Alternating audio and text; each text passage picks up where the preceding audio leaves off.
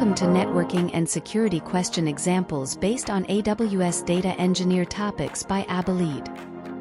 The following questions are based on the first regular exam in March 2024 with 65 questions.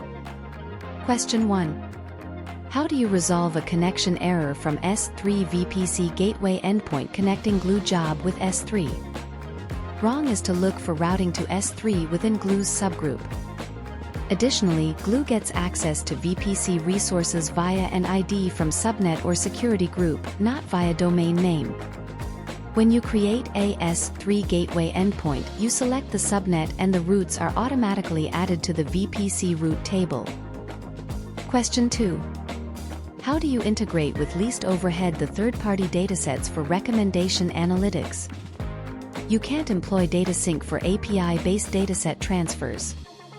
Also, Kinesis Stream ingests for record streaming, but not for large dataset analytics. In contrast, AWS Data Exchange is a dataset repo to discover and subscribe new third-party datasets. Question 3.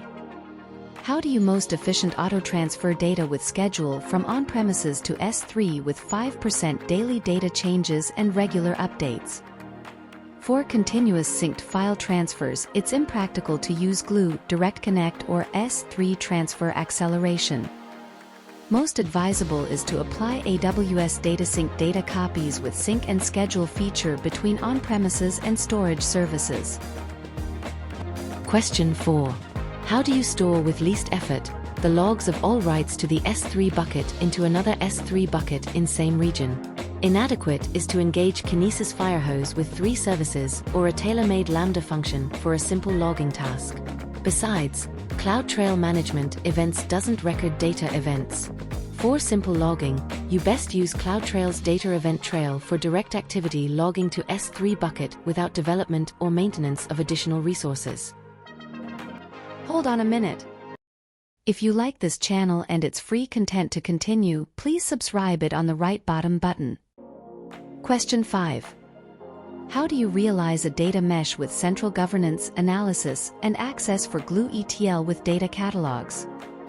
Inexistent is a mesh storage domain for storages like Aurora or RDS, and a Databrew mesh producer can't be a central mesh account. Not better is to confuse EMR mesh producer as a Analytics consumer. In the central mesh account, you ideally use Lake Formation governance with S3 Data Lake as the mesh producer and Athena Analytics as the consumer.